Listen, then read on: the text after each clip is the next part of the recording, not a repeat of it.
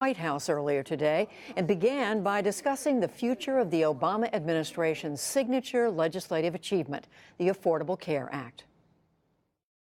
I don't know what's going to happen. I think, as I said last night, it was reported in the press, speaking to Democratic members, the newly elected members of the House, that I think they're going to inherit the wind here. All the things that they say they dislike about the Affordable Care Act, they're all able to be adjusted. And we knew when we passed the act that we'd have to constantly see how it worked and improve it. For example, making sure that there are significant more subsidies for young people to be able to get into the Affordable Care Act, bringing down overall costs. But at any rate, I think they're going to find when they repeal it, all of a sudden you're going to be reporting on your program at night on PBS about so-and-so died because they got their insurance cut off, would no longer cover them. You're going to find out women are paying more than men again for the same insurance. You're going to find out that pre-existing conditions are able to disqualify you or make the cost of insurance prohibitive. And so they're going to that's why they're having a problem now. They have no replacement. So do you think Democrats should work with them to... Well, I think Democrats should say, look, let's take a look at what you have right now. What don't you like about it? Let's see if we can fix it. Talk to us. Tell us what your ideas are. But this wholesale, look, the fundamental disagreement most Republicans have is they don't think health care is a right. They think it is a privilege, not a right.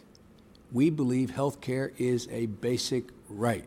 If you're entitled to an education, why wouldn't you be entitled to adequate health care, period? But based on conversations, we know the president's spoken with President-elect Trump about this. Based on that, what parts of it do you think may actually survive? None of the good parts can survive without the funding pieces of it. And the part they say they don't like is the funding. There's a reason why.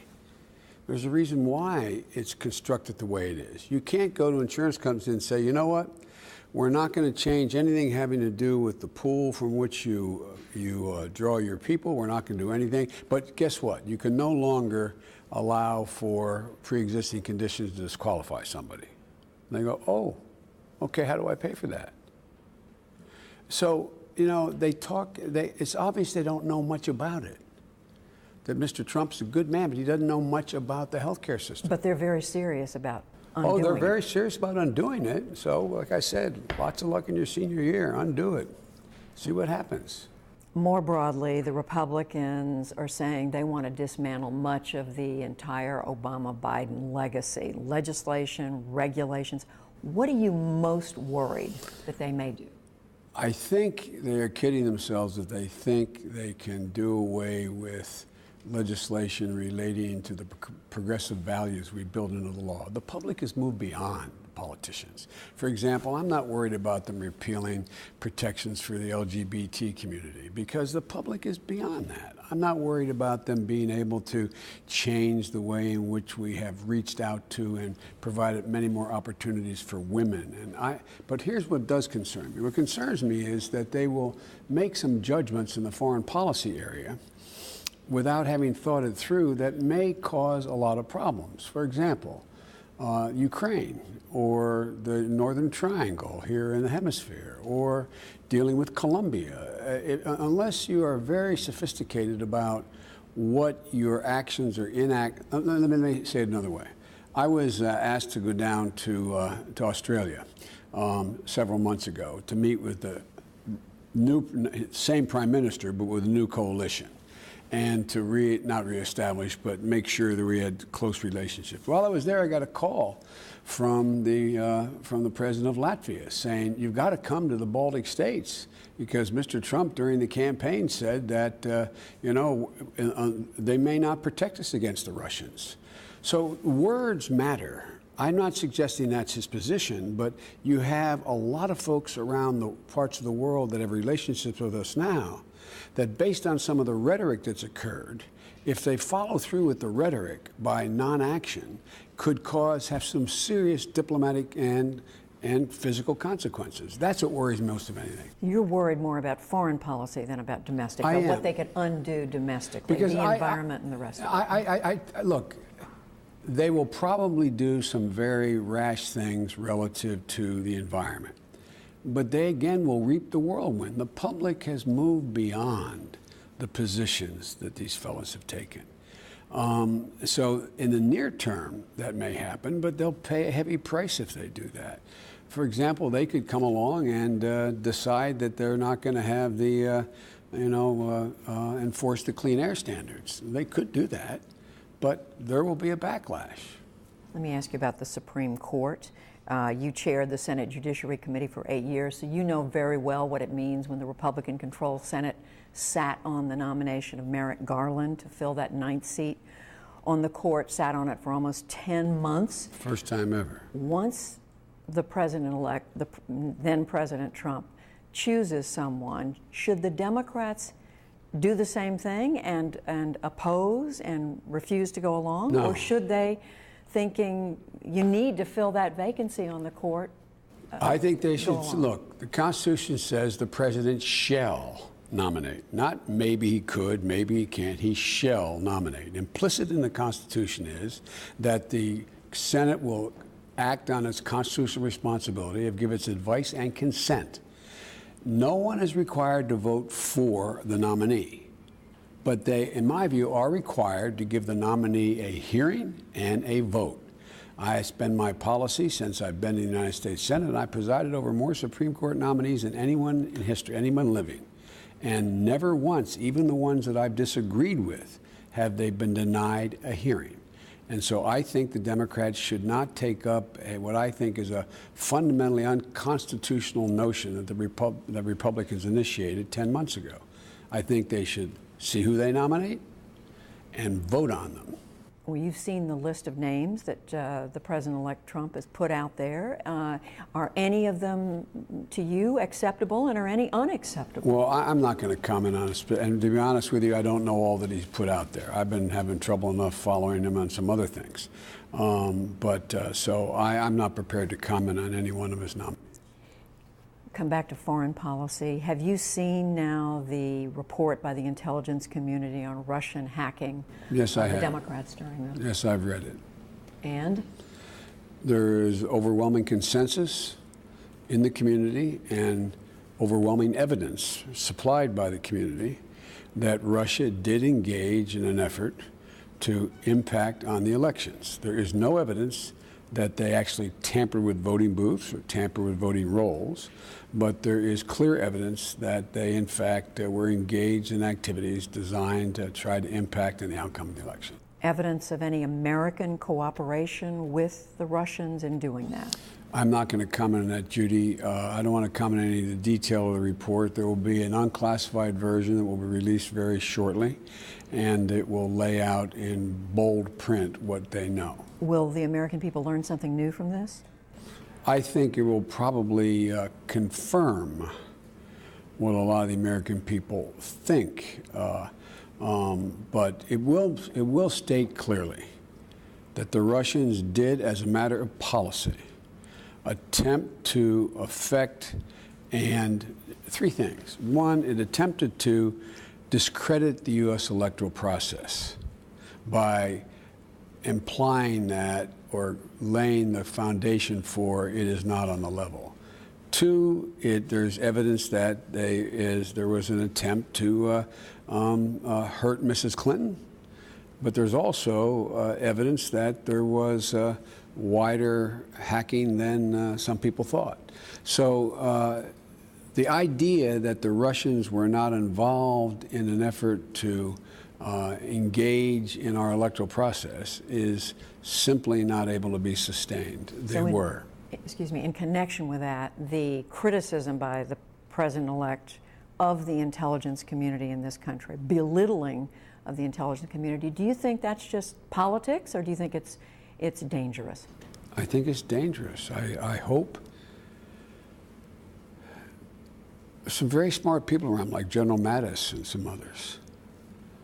For a president not to have confidence in,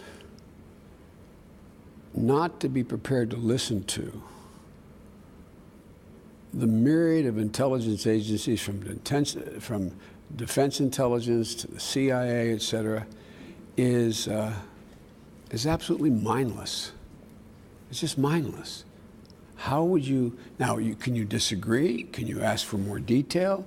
Can you question whether or not there is a disagreement among the various intelligence? That's all legitimate. But the idea that, that you know more than the intelligence community knows. It's a little like saying, I know more about physics than my professor. I didn't read the book. I just know I know more. I mean, it's worrisome.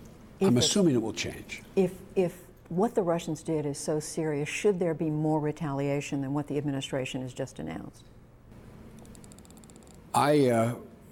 When the question was, would we respond to the hacking over a month ago, I said, at our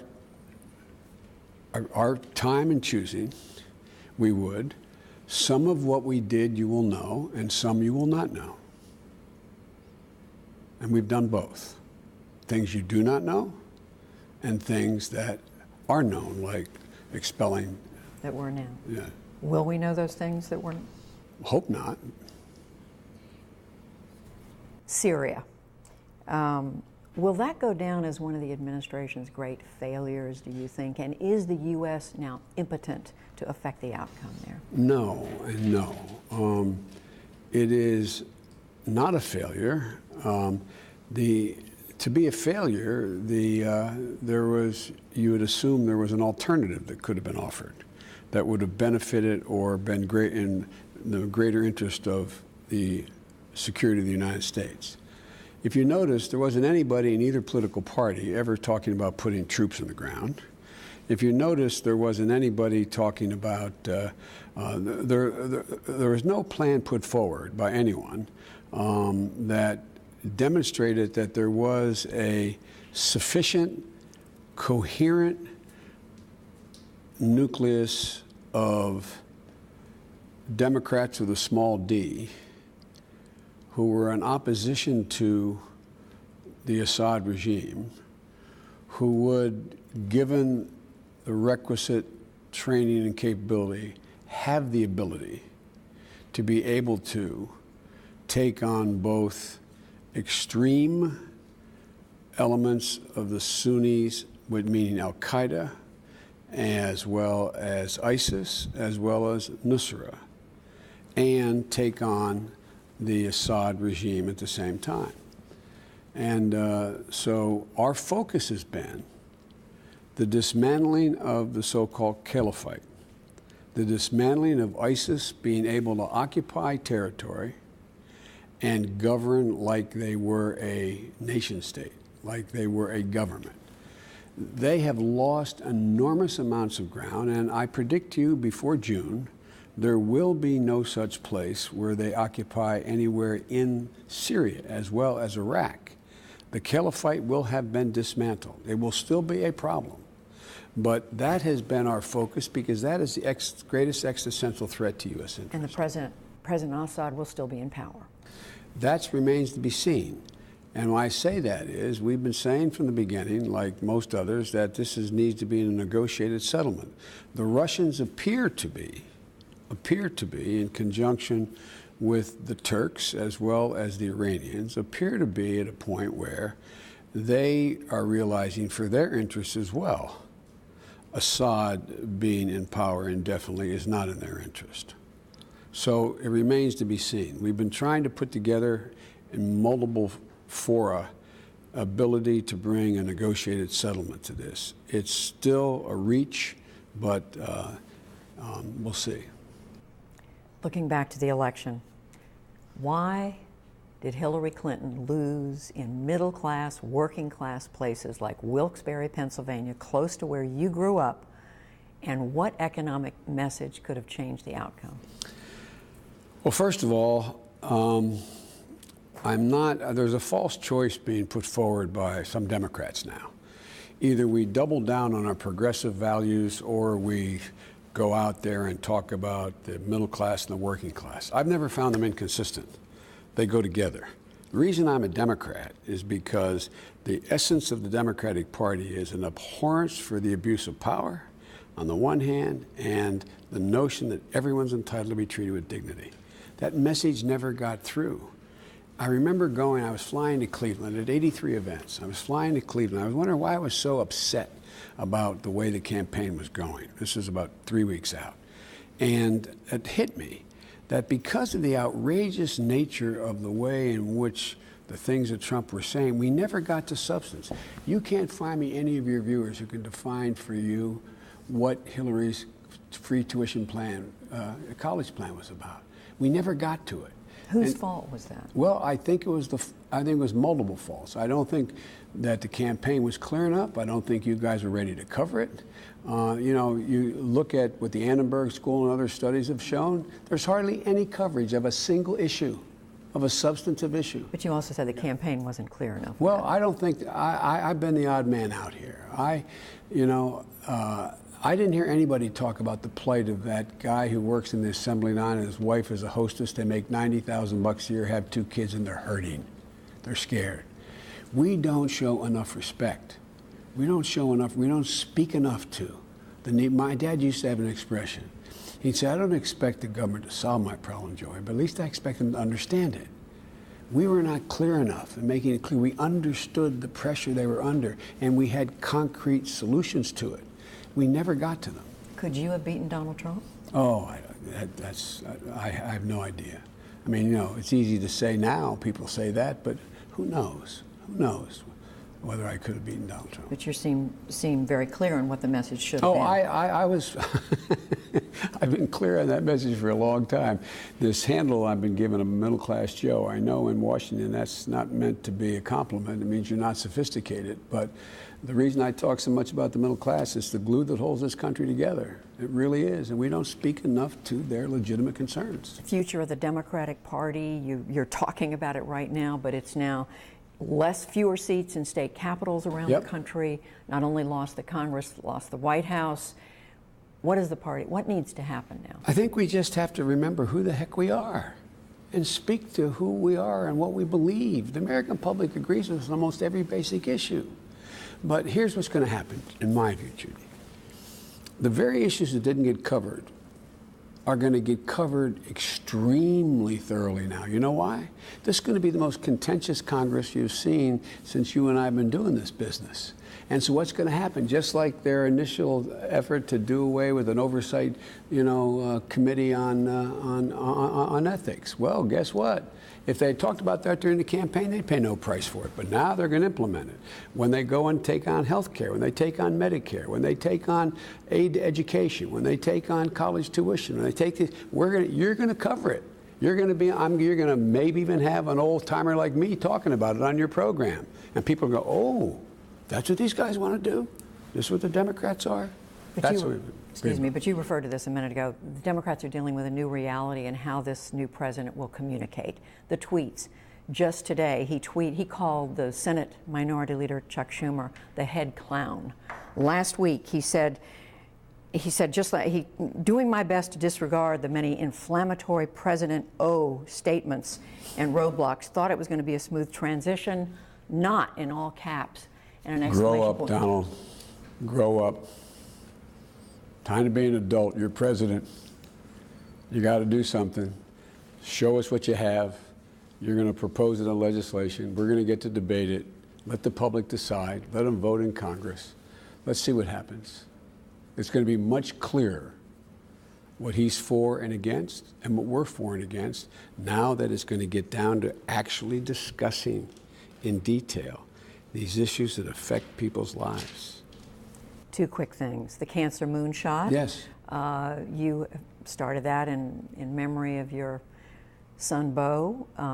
You're now going to be launching a nonprofit to do, among other things, look at the cost of cancer drugs. What would you consider success when it comes to the price of cancer that's medicine? A small part of this. The overwhelming part of this is to continue to instill this overwhelming sense of urgency in cooperating, in terms of breaking down silos, in terms of, look, When Nixon declared the war on cancer, he had no army, he had no tools, he had no anything except good intentions.